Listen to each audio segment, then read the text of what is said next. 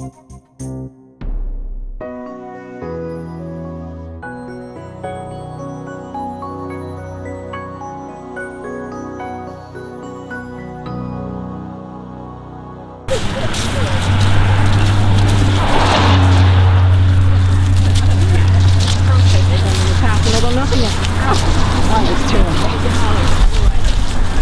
could be identical.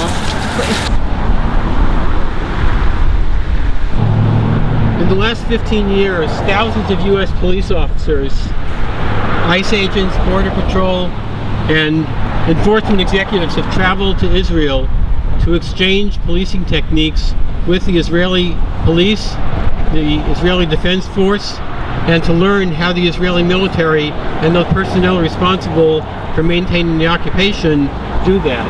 And the occupation is now, as many of you know, 50 years old. These trips promote an exchange of the worst practices: racial profiling, militarization of police, and repression of protest. The worst practices are applied through two different legal systems. In Israel, there's a civil legal system. In the West Bank, where Palestinians live, there's a military legal system. And the military system restricts movement of people within the territory, and it also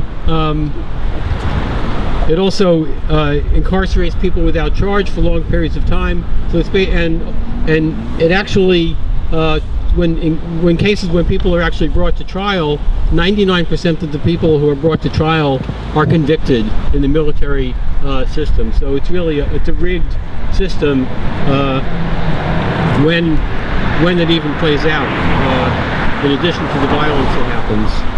So why are we here today? We're here today because right here in the building in front of us is the office of the Anti-Defamation League of Connecticut. The ADL mission claims to be to stop the defamation of the Jewish people and to secure justice and fair treatment to all. Yet, the ADL actually runs one of the most prominent examples of these police exchange programs, and it's called the National Counterterrorism Seminar. So we're here today because we care about racism, just as the ADL claims to be. We're here because we care about anti-Semitism. We're here because we care about Islamophobia. Under the presidency of Donald Trump, all of our communities are under attack. And we're here today because it's more important now than ever for our institutions, such as the ADL, to be uncompromising in their stand in support of all communities. And by sponsoring these police exchange programs, we feel that they're doing just the opposite. They're bringing techniques to our communities, which are oppressing the very people that we live with. We're here today because we want safety for all. And we're here to say loud and clear that these exchange programs, instead of creating safety, actually cause harm. The programs don't create a productive exchange between countries.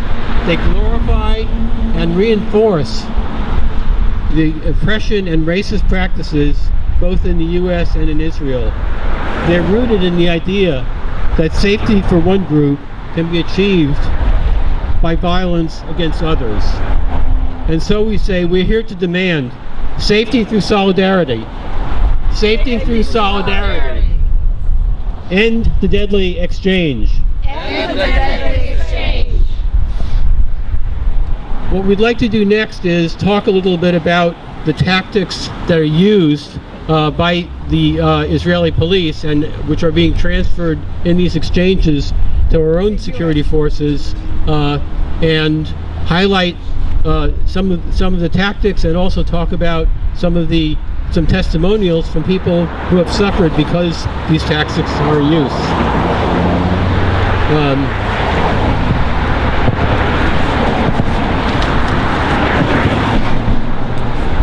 From the West Bank to West Haven, spying on Muslims must end. And ADL and the exchange. ADL and the exchange. So surveillance cameras are something we see everywhere in our community now. And one of the places that the ADL training trip stops in Israel is at one of the checkpoints. There's a checkpoint, there are 98 fixed checkpoints in the West Bank at the moment. And only 13 of those are ways that you can travel between the West Bank and Israel. So the people who work on the Israeli side and have permits spend hours and hours to get through those checkpoints. Why are our police visiting a checkpoint like that? Our communities here already feel that the police feels to them like an occupying force. We don't want our police learning tactics from a military rule that has been practicing for 50 years on people, and the surveillance of the community here needs to end. The surveillance of the Muslim community has been ramped up since 9/11 and worse in the last year, and it's divisive. It doesn't make either communities, any community, safe. It makes the community that's being targeted and demonized and stereotyped less safe, but it makes everybody else less safe too. We need safety through solidarity and community, and not through violent policing. From the West Bank to West Haven, spying on Muslims must end. From the West Bank to West Haven, spying on Muslims must end. End the deadly exchange. End the deadly exchange. In July 2015, George Curry, a 70-year-old Palestinian American from San Francisco, and Habib Jourday, a 62-year-old man from Brooklyn, went on a trip to go to Israel, Palestine. Neither of them had been there in over 2 decades. Habib and his sons were going to a family wedding in the West Bank. George, who is a deacon at his church in San Francisco, was making a Holy Land pilgrimage with a priest friend. On arrival, both George, who arrived on July 21st, and Habib and his sons on July 23rd, were stopped and detained for many hours. They were subjected to abusive interrogations and insults by the Israeli security personnel. George was held for over 1 day, and Habib and his sons were held for 6 hours. When George explained that he was carrying an American passport and that they should honor it, the Israeli security personnel person said, "What do you want us to do to honor it? Kiss it? Hug it? Worship it?" George replied that he was carrying an American passport. Whoops.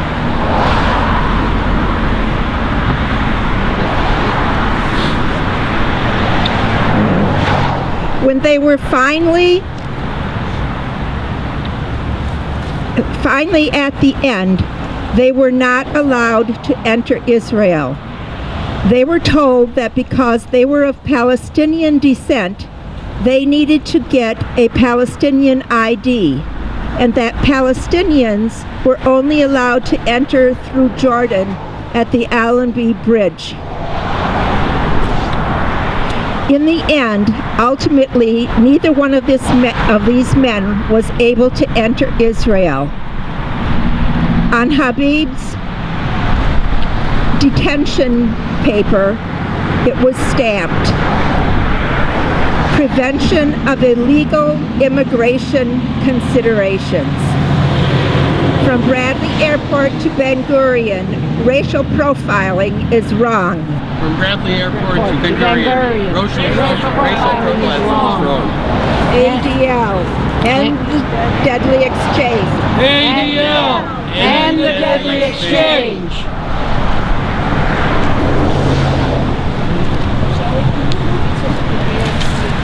Yeah, they should. Yeah. Looking for the wrong fan. In front of me. All right. In Berlin or New Haven, repression of protests must stop. We do not want American police to learn crowd control procedures from the Israelis. Just tell you a story from when I was in Berlin a few years ago. The wall, the apartheid wall, was already built that had taken a huge chunk of Berlin's farmland. But still, every Friday people would go out in a demonstration of protest. And even though the wall was built and there was no danger to Upper Modi'in, the Israelis would come out and their troops, their cops, and shoot clouds of tear gas. They would even set fire to some of the fields when it was dry. When I was there were small fires. And the people would be covered with a stinking tear gas that actually caused not only tears, but all kinds of allergic reactions on some of the people. There was also rubberized bullets. Sounds a little tame, but it's actually metal bullets with a thick rubber cover. Doesn't kill as often as live ammunition, but it does sometimes. Sometimes it blinds people. And people were hurt in the demonstration that I witnessed. And there's more, which we don't want. Something called skunk, which is all kinds of noxious chemicals that they deliberately shoot on people. Once it gets on your clothes, you have to destroy the clothes, burn the clothes. You cannot, there's no way to wash them to get them out. And they will shoot this at not only demonstrators, they'll shoot it into people's houses as a lesson. We don't want to learn this crowd control procedures from apartheid Israel. So we say in Berlin or in New Haven, repression of protests must stop. In Berlin or New Haven, repression of protests must stop. ADL, end the deadly exchange. ADL, end the deadly exchange.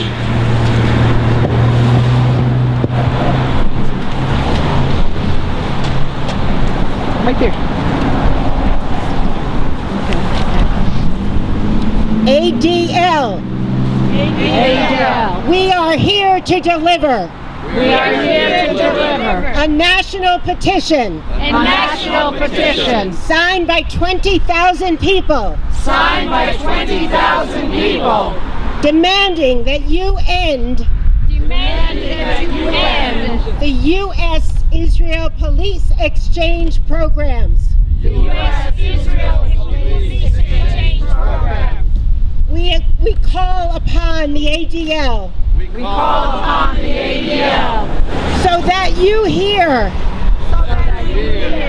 the harms you are complicit in. the harms you are complicit in. We call on organizations of conscience around the country and around the world to join with us in this steadfast commitment to create safety for all. We are unstoppable. We are unstoppable. Another world is possible. Another world is possible. We are unstoppable. Another world is possible. We are Unstoppable. Another world is possible. We are unstoppable. Another world is possible. Does anyone else have a sign that they want to talk about? Yes.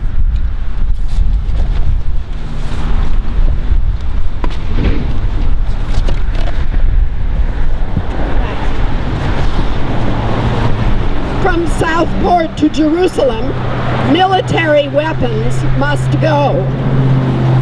Right? From Southport to Jerusalem, military weapons must go. Many Palestinian children are maimed and killed by Israeli police using military weapons. A young boy, 12 years old, called Zachariah, was walking through East Jerusalem and he saw the police firing on children. He was afraid, so he went away and hid until the noise died down, and he thought it was safe for him to go on. When he came out and tried to go on his way, he felt a terrible pain in his right eye, and his right eye had been shot out by a sponge-tipped bullet, which is regularly used by the Israeli police against civilian population.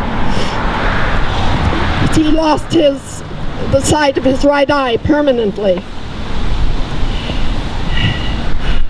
The American government is transferring billions of dollars worth of military equipment to civilian police across the United States. And Israel is telling our police how to use all sorts of military weapons against the civilian population. I don't want either country to be using military weapons against civilians. From Southport to Jerusalem, military weapons must go. From Southport to Jerusalem, military weapons must go. ADL, end the deadly exchange. ADL, end the deadly exchange.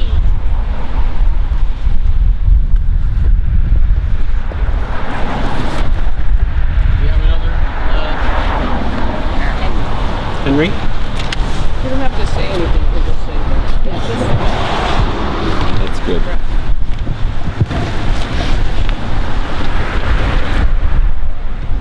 From Gilboa Prison to Whaley Avenue Prison in New Haven, incarceration must end.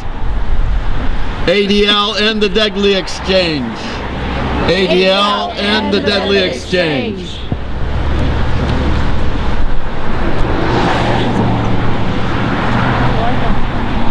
Henry? She has one. Okay, so some of us now three of us are going to go up to the ADL office in this building and deliver the petition and also the information about what we've just been speaking about. Because what we were trying to do, in fact, slight detour, this morning the executive director of Jewish Voice for Peace nationally, Rebecca Vilkomerson, sent a note to Jonathan Greenblatt, who's the CEO of ADL nationally, asking to sit down and talk about what we're protesting here. And so what we're intending to do now is simply to deliver this petition, which has been signed by over 20,000 people so far, and it's growing.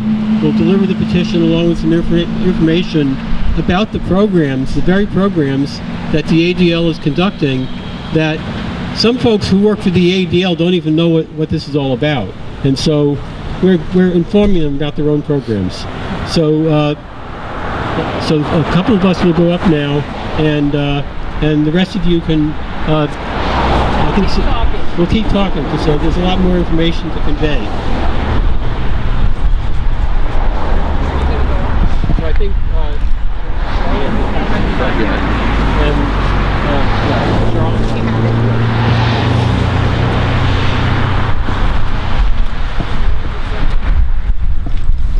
Just a few more points. We're part of a nationwide action today.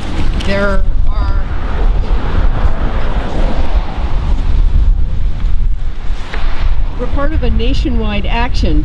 This is happening in 15 cities, and we are the first. We're leading the crowd. The ADL leadership, we're asking to understand the deep concern we feel and listen to the real harms that are caused by their programs and by the deadly exchanges.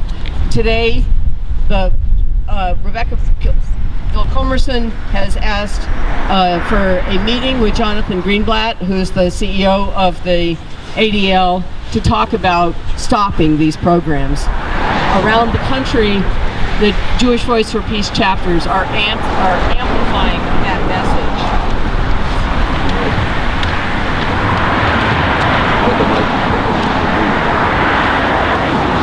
What we want to say about these programs is that they are an exchange of worst practices, including racial profiling, deadly force, and mass surveillance that disproportionately harm communities of color in the U.S. and in Israel. The majority of arrests and it made inside of Israel by the police are to non-Jewish citizens of Israel. The majority of the police abuse it happens in this country happens against people of color. We don't need to learn more from each other. We need to reduce that practice, come together, and support each other and be safe through solidarity in our community. Israel's expertise in using lethal force and mass surveillance and racial profiling gained through decades of military rule over Palestinians shouldn't be the model for policing anywhere. We need to challenge militarized and racist policing policies both here and in Palestine and Israel, not valorize it. And we need to do this more than ever as the current administration is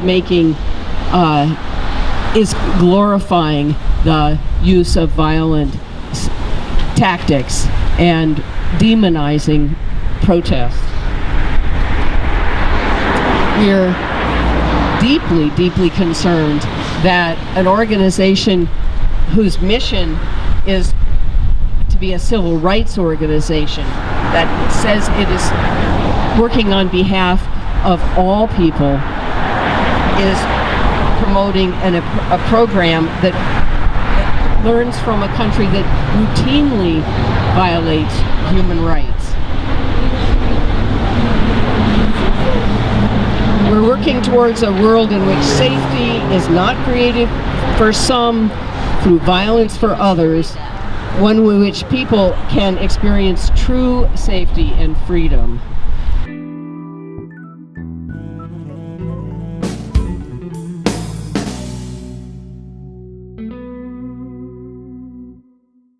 And then a voice came through the buzzer and asking if they could help us.